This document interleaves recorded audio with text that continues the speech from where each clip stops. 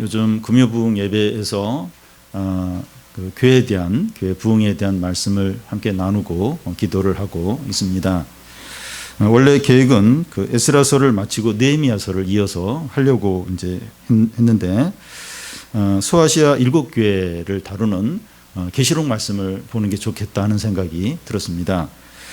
그동안 에스라서를 통해서 교회를 외적으로 내적으로 세우는 그런 말씀을 살펴봤습니다.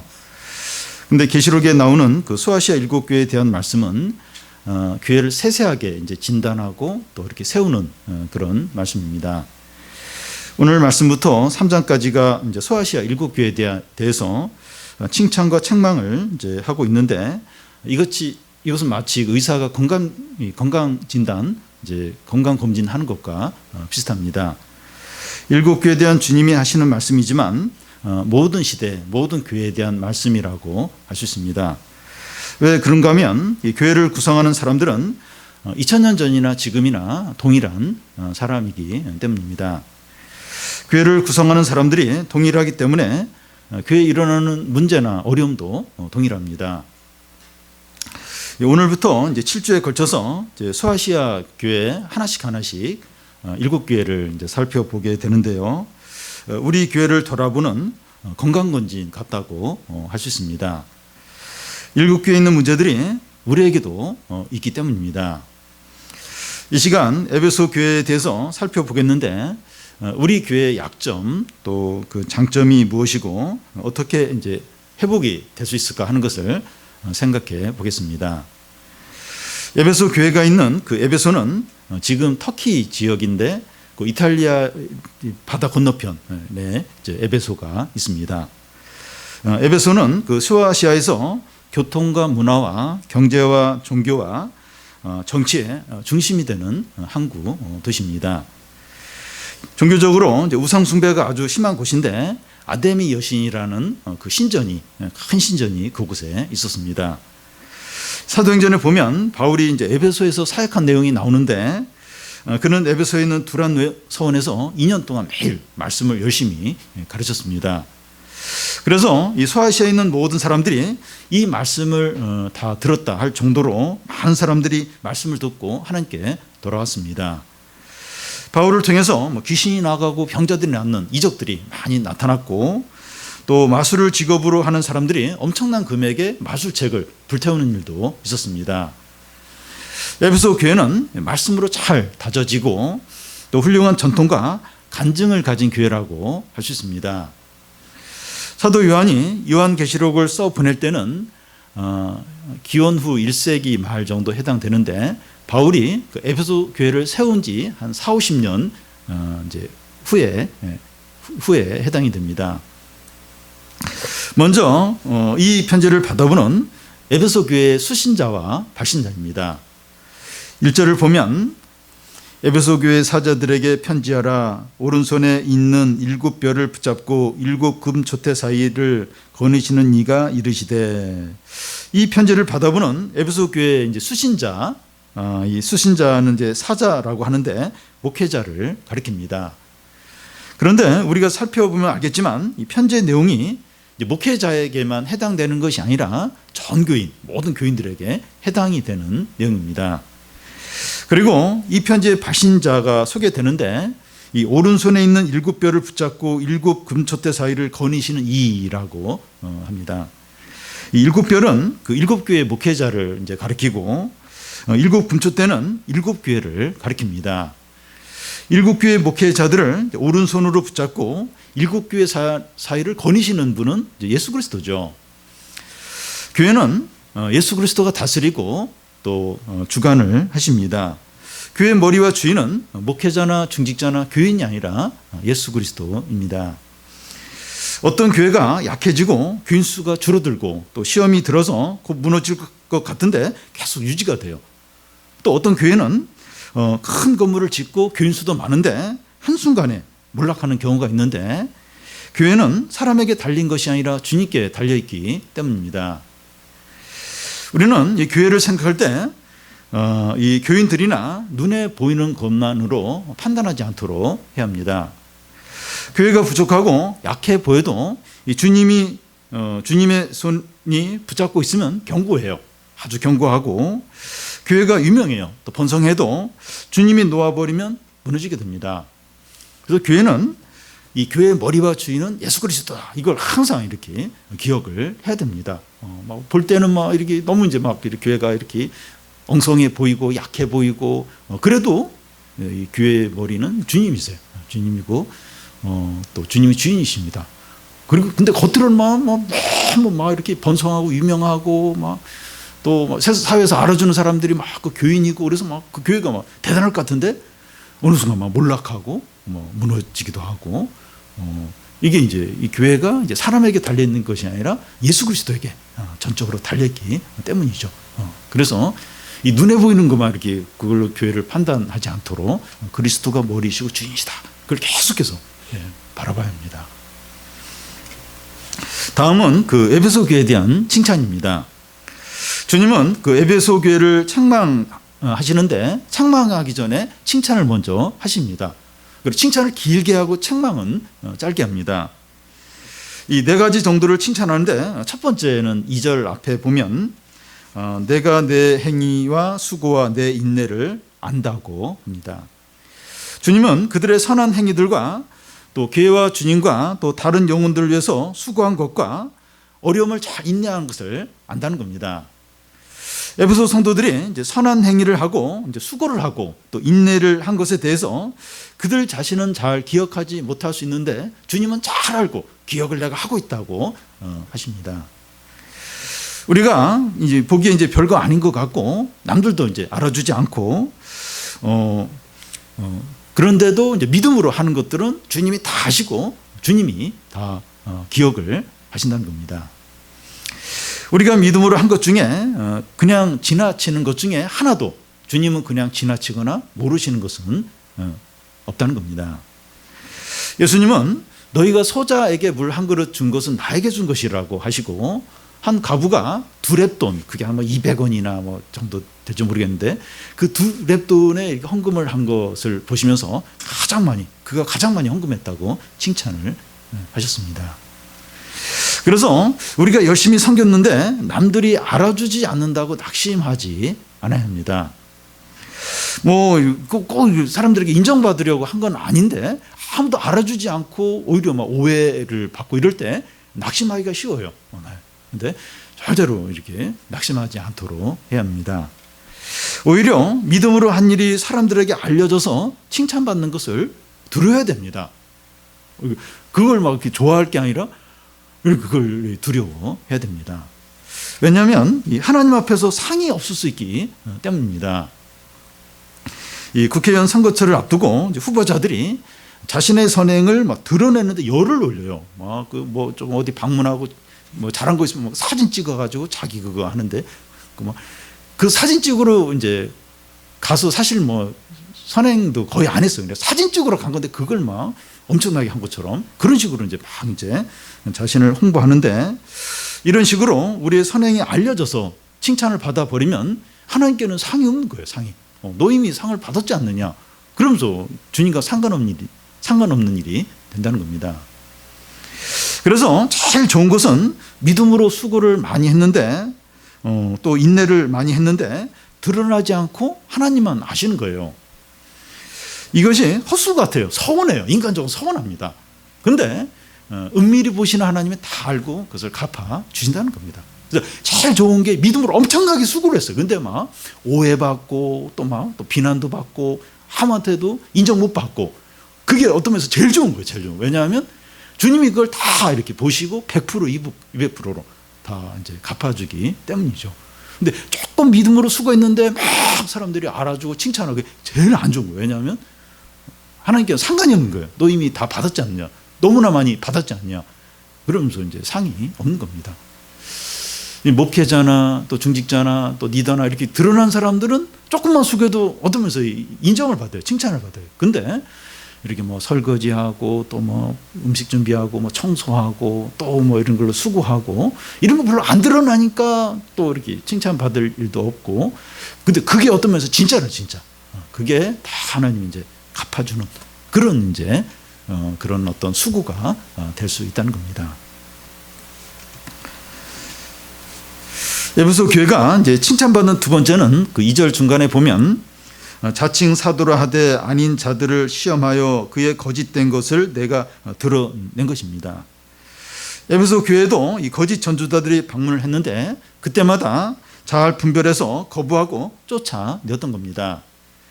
고린도 교회는 이 거짓 선생들의 영향을 많이 받아서 큰 시험에 이제 든 적들이 종종 있었는데 에베소 교회는 안 그런 거예요. 딱 그 분별해서 딱 그걸 이렇게 거부하고 내쫓았습니다. 에베소 교회는 그 앞에서 설명한 대로 교회가 세워질 때 말씀으로 잘 이렇게 다져져 있어서 이 거짓된 가르침을 잘 분별했습니다. 전통적이고 보수적인 교회들을 보면 이단이나 이 거짓된 가르침에 대해서 잘 분별하는 것을 볼 수 있습니다. 이 산상설교에서 이 거짓 선생들을 삼가라 했는데 이 외적인 것만 보는 것이 아니라 그들의 열매를 보고 말씀에 잘 비추어서 잘 분별을 해야 됩니다. 우리에게도 이제 이 거짓 선생들, 거짓된 가르침들 막 있는데 그걸 잘 말씀에 잘 분별을 하고 또 그들의 열매를 통해서 잘 이렇게 판단을 해야 합니다. 이 칭찬받는 세 번째는 3절에 나와 있는데 또 내가 참고 내 이름을 위하여 견디었다는 겁니다. 그 당시 로마 황제가 교회와 성도들 여러 차례 이제 핍박을 했는데 그걸 잘 견딘 거죠. 그런 핍박이 온다고 해서 막 신앙을 버리거나 이렇게 하지 않고 잘 이제 견뎠습니다. 교회가 생긴 지 얼마 되지 않았고 교인들이 신앙이 어릴 때는 이제 핍박이 오면 무너지기가 쉽습니다. 그런데 교회가 연륜이 있고 전통이 있을 때 핍박이 와도 견디는 힘이 있습니다. 신앙적인 어려움과 손해가 올 때 믿음으로 잘 이제 참고 견딜 때 주님이 칭찬을 하세요. 내가 그때 그리 어려울 때 잘 견뎠지. 사람들이 막 이렇게 험담하고 이유도 근거도 없는데 그렇게 했을 때 네가 잘 견뎠지. 또 그 질병과 가난 가운데서도 잘 참았지. 그걸 이제 주님이 아시고 칭찬을 하십니다. 이 가정의 달이 되면 중병을 앓고 있는 노부모나 노부모를 잘 간병한 사람이나 소년 소녀 가장들에게 효행상 또 효자상 이런 것을 줍니다. 그런데 신앙 때문에 겪은 어려움을 잘 참는 것은 세상이 전혀 알아주지 않습니다. 신앙 양심을 지키기 위해서 친구들에게 왕따를 당하거나 또 직장에서 불이익을 당하는 것을 세상 사람들은 어리석게 봐요. 참 신앙이 참 너무 귀하다 이렇게 보는 게 아니라 참 답답해요. 융통성이 없어 이러면서 이렇게 바보처럼 여깁니다.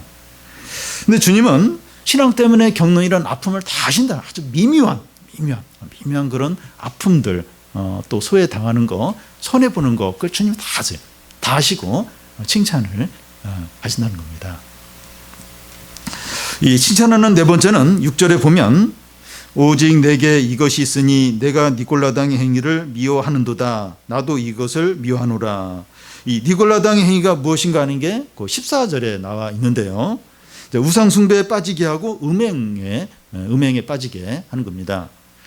그 당시에 에베소에는 많은 신전들이 있는데 그 아데미 여신이라는 유명한 신전이 있었습니다.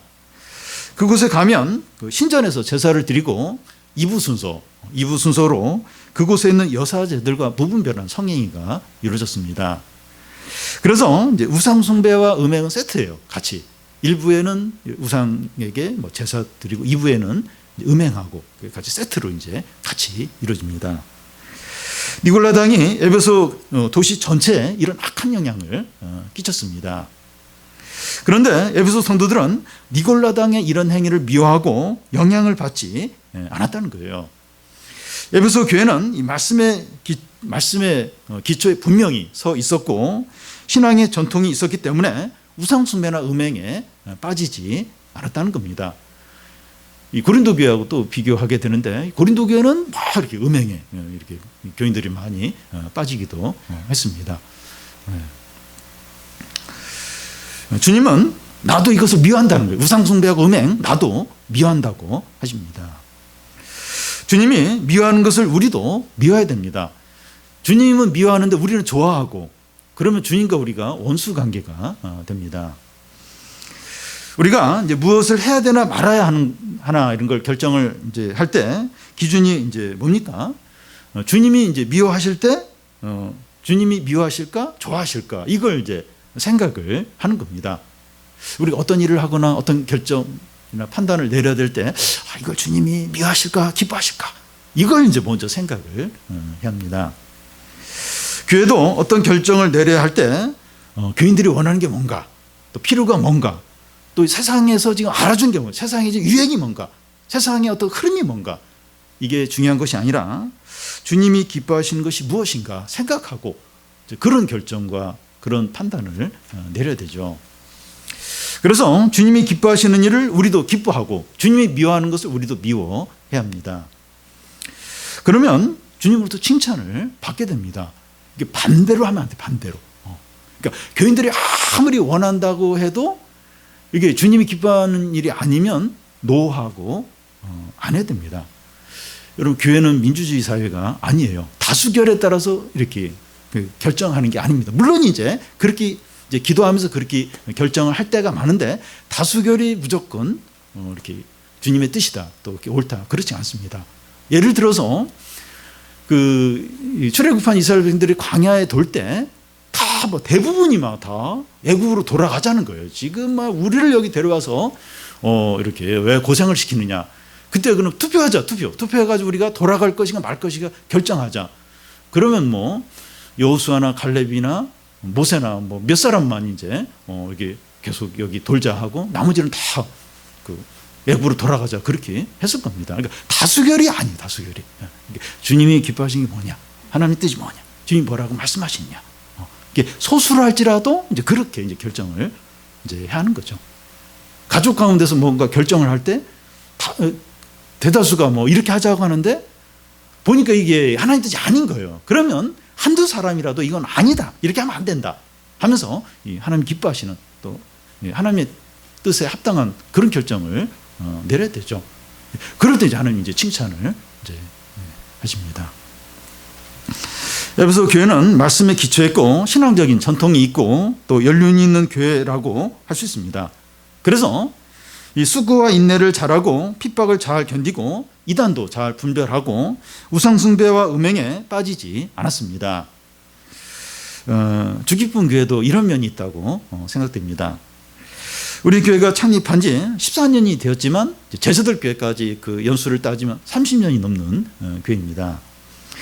우리 교회에 이제 있는 이런 장점을 이제 지켜야 합니다. 주님은 에베소 교회의 이런 부분들을 이제 칭찬을 하셨는데 우리가 이제 이런 점을 잘 지킬 때 하나님이 주님이 칭찬하시죠. 그래서 우리가 이런 부분에 있어서 인내하고 또 우상숭배나 음행이나 이런 걸 끝까지 거부하고 또 잘 견디고 이래서 우리 교회가 주님께 칭찬받는 교회가 되기를 바랍니다. 그런데 에베소 교회에 대해서 책망할 것이 있다는 겁니다. 이 책망을 한다는 것은 미워하는 것이 아닙니다. 책망은 사랑의 또 다른 표현입니다.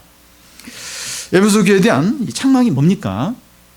이 4절을 보면 그러나 너를 책망할 것이 있나니 너의 처음 사랑을 버렸느니라. 사람들은 초심으로 돌아가자 이런 말을 이제 합니다.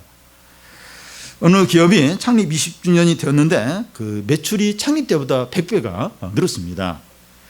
그렇지만 이제 회장이 기념식에서 초심으로 돌아갑시다 이제 하는 겁니다. 그렇지 않고 이 자랑하고 안주하면 언제든지 낙오할 수 있다는 겁니다. 에베소 교인들이 처음 사랑을 버렸다고 하는데 처음 예수님을 믿을 때 가졌던 열정과 감사와 기쁨과 감격과 은혜를 잃어버린 겁니다. 에베소 교회가 세워진 지 이제 40-50년이 지나면서 외적인 틀과 형식은 그대로 가지고 있는데 사랑이 식어버린 겁니다. 교인들이 모든 것이 익숙해져 버렸고 습관적이 되어버린 겁니다. 마음이 실리지 않는 찬양과 기도와 예배를 드리고 있는 거예요. 마음이 냉랭한 가운데 교회 생활을 하고 있었습니다. 부부가 이제 신혼일 때는 서로 이제 뜨겁게 사랑하고 많은 이야기를 나누는데 결혼한 지 5년, 10년, 20년이 지나면 서로 점점 속 이야기를 하지 않습니다. 돈 문제하고 자녀 공부 문제가 있을 때는 그때는 이야기해요. 근데 그게 끝나면 더 이상 할 얘기가 없는 겁니다. 점점 대화가 끊어져요. 점점 말이 없어집니다. 이 첫사랑을 잃어버린 거죠. 이 하나님에 대한 우리의 사랑이 그럴 수 있다는 겁니다. 우리 교회가 창립한 지 14년이 이제 지났는데 14년 전보다 주님에 대한 사랑이 주님에 대한 이 사랑이 이렇게 점점 약해지지 않았나 하는 생각을 이제 하게 됩니다. 주님에 대한 첫사랑을 잃어버렸는지 모릅니다. 13년이나 지금 똑같이 신앙생활을 하지만 첫사랑을 잃어버리지 않았나 하는 걸 돌아보시기 바랍니다. 주님은 첫사랑을 잃어버린 에베소 교회가 어떻게 하면 다시 회복할 수 있다고 말합니까? 5절 앞부분을 보면 그러므로 어디서 떨어졌는지 생각하고 회개하여 처음 행위를 가지라. 이 첫사랑을 회복하려면 여기 보면 동사가 3가지로 나와 있는데 생각하고 회개하고 행동하는 겁니다. 먼저 이제 생각하라고 하는데 무엇을 생각을 하라는 겁니까? 어디서 떨어졌는가 생각을 하라는 겁니다. 이 떨어졌다고 하는 것은 타락한 것을 말합니다. 주님에 대한 첫사랑을 잃어버린 것은 뭐 그럴 수도 있는 것이 아니라 타락한 겁니다. 작은 죄가 아니라는 거예요. 아니 뭐 그럴 수도 있지 뭐. 그래도 뭐 교회 뭐 빠지거나 뭐 이렇게 섬기는 것도 안 하고 뭐 그렇게 안 하고 있지 않은가? 다 하지 않은가? 교회 다 하고 또 섬길 것 다 섬기고 있고. 근데 이 첫사랑을 잃어버린 건 타락한 거다. 이게 결코 작은 죄가 아니라고 합니다. 있어야 될 자리에서 떨어졌다는 거예요. 다시 그 자리로 올라가는 게 필요하다는 겁니다. 학생이 성적이 떨어졌으면 다시 원래 성적으로 돌아가는 게 필요합니다. 떨어진 상태 그대로 있거나 더 떨어지면 문제가 심각해지죠. 우리가 주님에 대한 첫사랑을 잃어버린 것은 어디서 떨어진 것이기 때문에 다시 회복이 되어야 하는 겁니다. 지금 나는 타락한 것이기 때문에 다시 회복이 돼야 된다. 회복이 돼야 된다. 이런 생각을 반드시 해야 됩니다. 좀 시간 지나면 뭐 좀 또 뭐 좋아지겠지 뭐. 그리고 뭐 이 주님에 대한 사랑이 좋을 때도 있고 뭐 나쁠 때도 있는 거지 뭐 이러면서 그냥 이렇게 먹으면 안 되고 내가 지금 떨어졌어. 다시 지금 회복이 돼야 돼. 그 자리로 다시 돌아가야 돼. 이런 생각을 이제 반드시 해야 합니다. 이 생각하는 것은 생각하는 것 다음에 해야 할 일이 이제 회개하는 겁니다. 이 회개한다는 것은 죄를 인정하고 또 슬퍼하고 결단하는 거죠. 주님에 대한 첫사랑을 잃어버렸구나. 내가 형식적인 신앙생활을 하고 있구나. 이것이 얼마나 큰 죄인가. 나는 주님이 나의 이런 상태를 보시면 얼마나 마음이 아프실까. 나는 더 이상 이런 상태로 있으면 안 돼. 주님에 대한 첫사랑을 회복해야 돼. 주님 저를 용서해 주시고 저를 다시 회복시켜 주십시오 하며 간절히 기도를 해야 합니다. 이 생각하고 이제 회개한 후에 이제 해야 할 일이 행동하는 겁니다. 행동으로 나타나야 진정한 회개입니다. 아무리 생각을 많이 하고 또 회개를 많이 한다 할지라도 행동하지 않으면 진정한 회개가 아닙니다. 예수님은 너희 눈과 손과 발이 이제 범죄하거든 찍어버리라고 했습니다. 멀쩡한 몸을 가지고 지옥에 가는 것보다는 불구가 되어서 천국에 가는 게 낫다는 겁니다. 이 말씀은 실제로 손과 발을 잘라내라는 것이 아니라 이 대가와 고통이 따르더라도 죄를 버리는 행동을 반드시 해야 그게 진정한 회개라는 겁니다. 여러분 죄를 버리는 게 얼마나 어려운지 몰라요. 죄의 유혹과 기쁨이 큰데 그걸 이렇게 잘라버리는 게 얼마나 어려운지 몰라요. 근데 반드시 대가와 고통이 따르더라도 그걸 죄를 버려야 그게 진정한 회개라는 겁니다. 눈을 뽑아내고 손과 발을 자르는 것 같은 그런 고통이 따른다는 거예요. 거기까지 가야 그게 진정한 회개라는 겁니다. 주님과의 첫사랑이 회복되기 위해서 어떻게 행동해야 합니까? 이제 행동까지 해야 이제 이게 진정한 회개고 이게 첫사랑을 이제 회복하는 이게 그런 길인데 어떻게 행동을 해야 됩니까? 우선순위를 바꿔야 합니다. 하나님과 관계되는 것이 첫 번째가 되어야 됩니다. 그 두 번째, 세 번째만 해도 안 돼요. 안 됩니다. 예. 예. 다른 건 뭐 어떨지 모르는데 이 주님과의 관계는 첫 번째가 돼야 되는 거예요. 반드시. 너희는 마음과 뜻과 정성과 목숨을 다하여 주 하나님을 사랑하라. 그러니까 첫 번째가 돼요. 그래도 다른 거 다 하고, 그러니까 그렇게까지는 안 하더라도 그래도 내가 지금 중요한 거 먼저 하고 그 다음에 이제 주님과 관계되는 걸 해야지. 그럼 이미 늦어버린 거예요. 그건 뭐 5번째, 10번째 되는 거와 똑같다는 거예요. 첫 번째, 제일 첫 번째. 하나님 관계되는 걸 제일 첫 번째로 해야 합니다. 그리고 신앙에 방해되는 것을 절제하고 버려야 합니다. 핸드폰이나 TV나 취미생활이나 사람 만나는 것이나 유튜브를 보는 거나 아이쇼핑 하면서 보내는 시간을 절제를 해야 됩니다. 사실 뭐 여기에 너무 많은 시간을 이제 보낼 때가 많죠.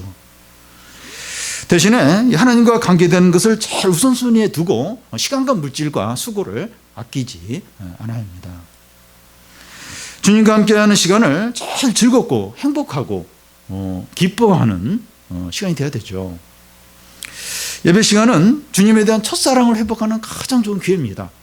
예배가 회복이 되도록 예배 가운데서 이 첫사랑이 회복이 되도록 노력을 해야 되죠. 그리고 내가 신앙이 제일 좋았었던 때가 언젠가 그때로 돌아가려고 이제 해야 됩니다. 그때로. 만약에 에베소 교회가 첫사랑을 회복하지 못하면 어떻게 된다고 하십니까?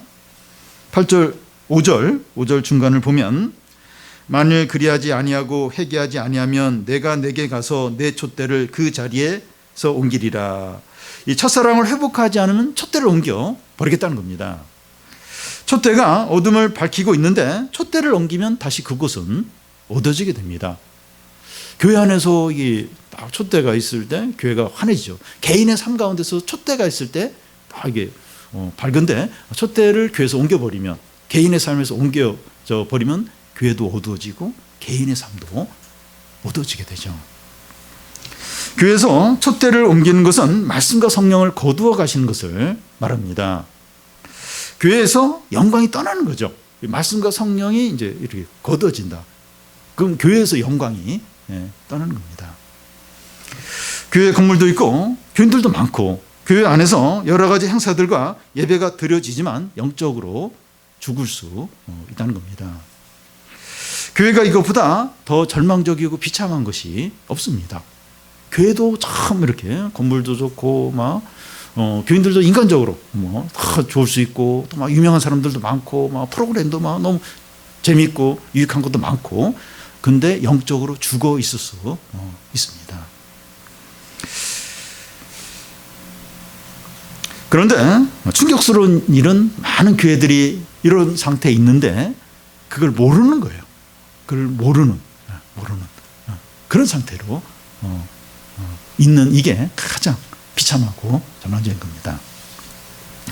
이 촛대를 옮긴다는 이 말씀보다 더 두렵고 무서운 말씀은 없습니다. 그냥 경제적으로 어려지겠다. 또 뭐 교회 병든 사람이 뭐 많을 거다. 뭐 이런 것보다 훨씬 더 두려운 게 이제 촛대를 옮겨버리겠다 하는 겁니다.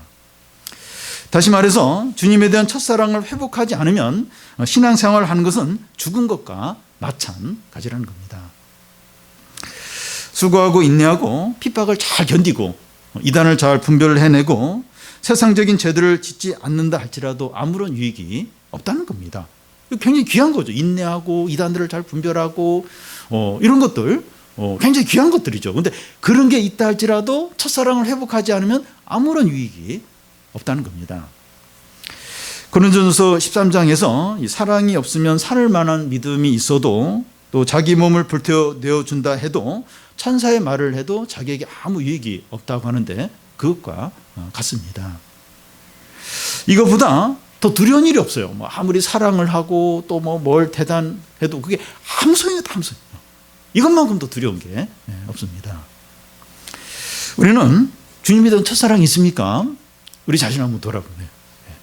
우리 주님에 대한 첫사랑이 있습니까?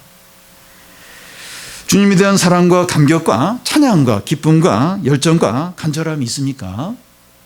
우리 안에 주님에 대한 감격, 기쁨, 사랑이 이렇게 살아 있습니까? 만약에 없다면 첫사랑이 회복되기 위해서 생각을 해야 돼요. 생각. 그리고 회개를 하고 행동을 해야 합니다. 우리 교회 첫사랑을 회복하는 것보다 더 시급하고 더 중요한 것이 없다고 생각이 됩니다. 우리에게 많은 필요들, 이렇게 중요한 일이 있을 수 있는데 이 첫사랑을 회복하는 거예요. 이것보다 더 시급하고 중대한 것은 없다고 확신합니다. 7절을 보면 귀 있는 자는 성령이 교회들에게 하시는 말씀을 들을지어다. 이기는 그에게는 내가 하나님의 낙원에 있는 생명나무의 열매를 주어 먹게 하리라. 귀 있는 자는 성령이 교회에 하시는 말씀을 들으라는 겁니다. 예배에 참석했다고 해서 말씀을 다 듣는 것이 아니라는 겁니다. 말씀을 듣고 믿고 행하라는 겁니다. 여기서 이제 이기는 자는 이제 말씀을 듣고 첫사랑을 회복하는 자를 말합니다. 그래서 이기는 자는 말씀을 듣고 첫사랑을 회복하는 자가 여기에 이제 이기는 자에 해당이 됩니다. 첫사랑을 회복하는 자, 이 사람이 이기는 자예요. 이 사람이 승리자인 겁니다. 그에게는 하나님의 낙원에 있는 생명나무의 열매를 주어 먹게 한다는 겁니다. 아담과 하와가 죄를 범하여 쫓겨나게 되었던 에덴 동산의 생명나무의 열매를 먹게 하시겠다는 겁니다. 이 생명나무는 우리에게 영생이고 풍요로운 은혜에 해당이 됩니다. 이 생명나무의 열매를 마음껏 소유하고 누리게 하겠다는 겁니다. 영생, 이 은혜 풍요로움들, 이걸 마음껏 이제 누리게 하겠다는 겁니다. 사랑하는 성도 여러분, 우리가 이 주님에 대한 첫사랑을 회복한다는 것은 우리의 것을 주님께 주는 것이 아니라 하나님으로부터의 생명과 풍성한 은혜를 받아 누리는 겁니다. 그러니까 첫사랑을 회복해야 된다. 이게 우리에 있는 거 막 하나님께 막 드려야 되고 이게 아니라 주님의 어떤 생명과 풍요로운 은혜를 받아 누리는 거죠. 우리의 소유를 잃어버리는 것이 아니라 하나님의 온갖 좋은 것들을 풍성하게 받아 누리는 겁니다. 그래서 이 첫사랑을 회복하기 위해서 내가 뭘 하나님께 드려야 되고 막 희생해야 되고 손해봐야 되고 그래서 막 우리의 것을 잃어버리는 게 아니라 이 하나님의 모든 좋은 것을 받아 누리는 거죠. 우리 주님에 대한 첫사랑을 회복함으로 해서 이 모든 하나님의 좋은 것을 다 받아 누리는 겁니다. 이 시간 이 주님에 대한 첫사랑이 우리에게 있는지 생각해 보시기 바랍니다. 우리 예배를 드리냐 또 뭐 큐티를 했느냐 또 봉사를 했느냐 뭐 이 얘기를 하는 것이 아니라 이 첫사랑, 이 주님에 대한 첫사랑이 우리에게 있는지 이런 감격과 열정과 사랑이 우리에게 있는지 한번 돌아보시기 바랍니다. 우리에게 첫사랑이 없다면 회개를 해야 돼요. 회개를. 이게 작은 죄가 아니라는 게 떨어진 거예요. 이게 타락한 거예요. 타락한 거라는 겁니다. 회개하고 행동을 해야 돼요. 행동을 해서 주님에 대한 첫사랑이 회복을 하시기를 바랍니다. 그래서 우리 모두가 이 생명나무의 열매들, 이 곧 하나님의 생명과 은혜와 능력과 사랑과 영광과 모든 좋은 것을 누리는, 풍성히 누리는 그런 이기는 자, 승리자가 다 되시기를 바랍니다.